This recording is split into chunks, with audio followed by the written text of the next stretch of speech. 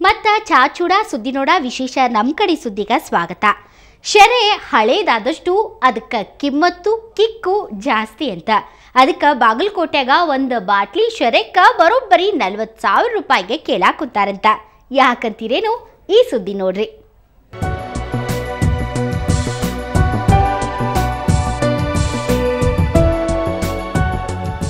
ಶೇರೆ ಕುಡಿಯೋರಿಗ ಈ ಬಾಟ್ಲಿ ಯಾವುದು ಅನ್ನೋದು ಹೇಳಬೇಕಾಗಿಲ್ಲ.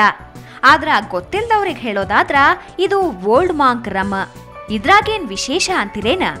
ಇದು ಬರೋಬ್ಬರಿ 47 ವರ್ಷ ಹಳಿದು. ಆವಾಗಿನ ಕಿಮ್ಮತ್ತು ಬರೇ 50 ರೂಪಾಯಿ. ಆದ್ರ ಇವತ್ತಿದಕ್ಕ 40,000 ಕೊಡ್ತೀವಿ ಕೊಡ್ರಿ ಅನ್ನಕತ್ತಾರಂತ.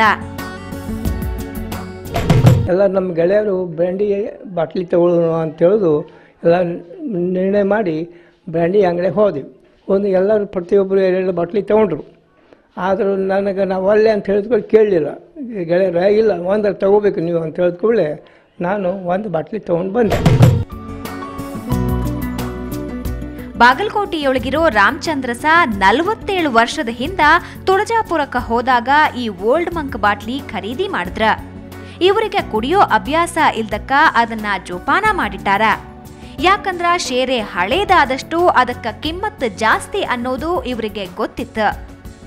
ಹಿಂಗಾಗ ಬ್ಯಾರೆ ಮಂದಿ ಕೇಳದಷ್ಟು ರೊಕ್ಕ ಕೊಡ್ತೀವಿ ಅಂದ್ರೂ ಇವ್ರು ಕೊಟ್ಟಿಲ್ಲ. ರಾಮಚಂದ್ರಸ ಅವ್ರಿಗಷ್ಟೇ ಅಲ್ಲ, ಮನಿ ಮಂದಿಗೂ ಈ ಶೇರಿ ಬಾಟ್ಲಿ ಮಾರಕ್ ಮನ್ಸಿಲ್ಲ. ನಮ್ಮ ತಂದೆಯವರು 1972 ಇಸ್ವಿ ಬಾಟ್ಲಿ ತಂದಿದ್ರು. ಅದು ಇವತ್ತಿನ ಮಟ್ಟ ನಮ್ಮ ಮನೆಗೆ ಯಾರು ಕುಡಿಯೋರು ಇಲ್ಲ, ಏನಿಲ್ಲ. ನನ್ನ ಮಗನೂ ಕುಡಿಯೋಲ್ಲ, ನಾನೂ ಕುಡಿಯೋಲ್ಲ, ನಮ್ಮ ಅಪ್ಪವರು ಕುಡಿಯೋಲ್ಲ. ಮತ್ತು ನಮ್ಮ ಮಂದಿಯೊಳಗೆ ಹೆಚ್ಚು ಕುಡಿತಾರೆ ಜನ. ಆದರೆ ನಮ್ಮಲ್ಲಿ ಇದೊಂದು ವಿಶೇಷ ಇಲ್ಲ. ಇಷ್ಟಂತೆ ಅದೊಂದು ಬಾಟ್ಲಿ 40 ವರ್ಷ ನಮ್ಮಲ್ಲಿ ಉಳಿದೈತಿ.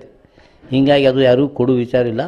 ಎಷ್ಟು ದಿವಸ ನಾವು ಬಿಡ್ತೀವಿ ಅಷ್ಟು ದಿವಸ ಅದು ಇದು ವ್ಯಾಲ್ಯೂಷನ್ ಹೆಚ್ಚಾಕೈತಿ. ಇನ್ನೊಂದು ಸ್ವಲ್ಪ ದಿನ ಹೋದ್ರ ಈ ಬಾಟ್ಲಿಗ ಲಕ್ಷಾಂತರ ರೂಪಾಯಿ ರೇಟ್ ಬರೋದಂತೂ ಖರೆ. ಬಾಟ್ಲಿ ಮ್ಯಾಗಿನ ಪ್ರೀತಿ ಇದನ್ನ ಮಾರಾಕ್ ಬಿಟ್ಟಿಲ್ಲ. ಇಂಥ ಬಾಟ್ಲಿ ಮಾಲೀಕರಾಗಾಕ ಯಾರಾದ್ರೂ ಮನ್ಸ್ ಮಾಡೋದು ಅಷ್ಟ ಸಹಜ ಆಯ್ತು ನೋಡ್ರಿ.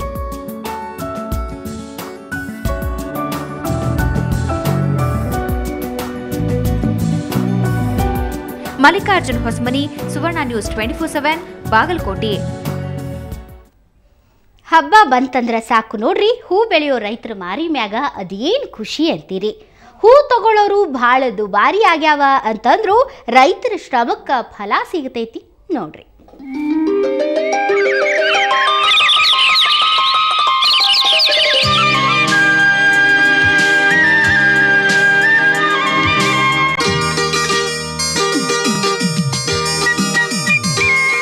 ವಿಜಯದಶಮಿ, ದೀಪಾವಳಿ ಹಿಂಗ ಸಾಲು ಹಬ್ಬ ಬರಕತ್ತೈತಿ. ರೈತರ ಮಾರಿಮ್ಯಾಗಿನ ನಗಿ ಈ ಹೂವನಾಗ ಮುಡೈತ್ ನೋಡ್ರಿ. ದಾವಣಗೆರೆ ಜಿಲ್ಲಾ ಹರಪನಹಳ್ಳಿ ತಾಲೂಕ್ನಾಗ ಈ ಸರ್ತೆ ಚೆಂಡೂವಿನ ಬೆಳಿ ಭಾಳ ಚಂದಾಗ್ ಬಂದೈತಿ. ಹಬ್ಬದ ಸಲುವಾಗಿ ಹೂವಿಗ ಭಾಳ ಡಿಮ್ಯಾಂಡ್ ಕೂಡ ಬಂದೈತಿ. ಇದು ಒಂದು ಫ್ಯಾಕ್ಟ್ರಿ ತಗೊಂಡು ಹೋಗೋದು 400ರಿಂದ 5,000 ರೂಪಾಯಿ ಟನ್ ತಗೊಂಡು ಹೋಗ್ರಿ. ನಾವು ಫ್ಯಾಕ್ಟ್ರಿ ಕೊಡ್ಬೇಕು ಇದನ್ನ. ಆಮೇಲೆ ಇದು ಖರ್ಚು ಒಂದು ಎಕರೆಗೆ ಕಮ್ಮಿ ಅಂದ್ರೂ ಒಂದು 10ರಿಂದ 12,000 ರೂಪಾಯಿ ಖರ್ಚು ಬರುತ್ತೆ. ಇದು ಆದಾಯ ಬರೋದು ನಮಗೆ 50ರಿಂದ 60,000 ರೂಪಾಯಿ ಆದಾಯ ಬರುತ್ತೆ. ಆಮೇಲೆ ಒಂದು ಎಕರೆಗೆ ಅಮೌಂಟ್ ಆಗೋದು 40ರಿಂದ 50,000 ರೂಪಾಯಿ ಅಮೌಂಟ್ ಆಗತ್ತೆ ರೀ. ಹಂಗಾಗಿ ಒಳ್ಳೆ ಬೆಳೆ ಐತ್ರಿ ಇದು.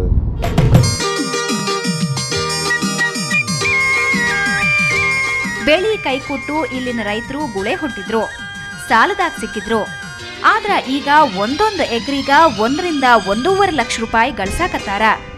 ಸದ್ಯಕ್ಕ 1 ಟನ್ ಹೂಗ 4,500ದಿಂದ 5,000 ರೂಪಾಯಿ ರೇಟ್ ಐತ್ರಿ. 1 ಎಕರೆಗ ರೈತರು 20 ಟನ್ ಹೂ ಬೆಳೆಯಕತ್ತಾರ. ರೈತರ ಜೊತೆಗೆ ಕೂಲಿಯವರಿಗೂ ಕೈ ತುಂಬಾ ಕೆಲಸ ಸಿಗಾಕತ್ತೈತಿ.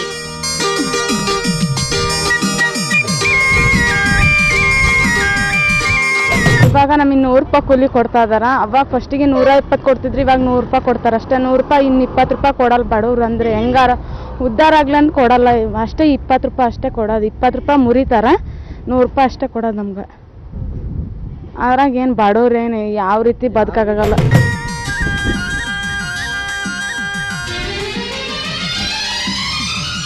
ಬಣ್ಣ ತಯಾರು ಮಾಡಕ ಔಷಧಿ ಸಲುವಾಗೂ ಹೂವಿಗ ಭಾಳ ಡಿಮ್ಯಾಂಡ್ ಐತಿ. ಕಂಪನಿಯವರು ಡೈರೆಕ್ಟ್ ಆಗಿ ಹೊಲಕ್ಕೆ ಬಂದು ಖರೀದಿ ಮಾಡ್ತಾರ. ಹೀಗಾಗಿ ಈ ಹೂವಿಗ ವರ್ಷ ಪೂರ್ತಿ ಚಲೋ ರೇಟ್ ಸಿಗ್ತೈತಿ.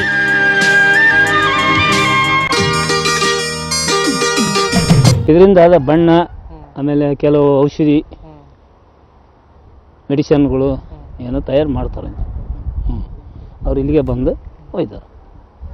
ನಾವು ರೈತರು ಈ ಥರ ಬೆಳೆದು ನಮಗೆ ಸಾಕಷ್ಟು ಕೆಲಸ ಮಾಡಿದ್ರೆ ನಮಗೆ ಲಾಭ ಸಿಗ್ತೈತೆ. ಮತ್ತು ಸರಿಯಾದ ರೀತಿಯಿಂದ ಮಾಡಲಿದ್ರೆ ಯಾವ ಥರದ್ದು ಲಾಭ ಇದೆ.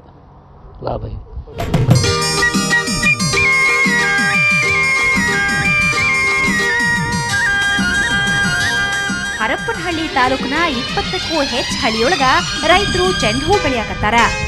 ಕಡಿಮೆ ಟೈಮ್ನಾಗ ಹೆಚ್ಚಿಗೆ ಲಾಭ ತಂದ್ಕೊಡೋ ಹೂವು ಖರೆ ಬಂದ್ರು ರೈತರ ಕೈ ಹಿಡ್ದೈತ್ ನೋಡ್ರಿ.